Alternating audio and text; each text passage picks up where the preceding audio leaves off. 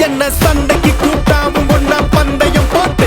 நாம்பிய போல வந்தண்டி மன்னிப்பு கேட்டு அப்பையும் வீட்டுல கொட்டுக்க போறாங்கல்ல போலீஸ் கம்ப்ளைண்ட் முஞ்சா என்ன கூண்டுல நிப்பாட்டு நம்மளுக்கும் இருக்கு சப்போர்ட் உன்னை கூட்டுன்னு போவேன் ஜீப்ல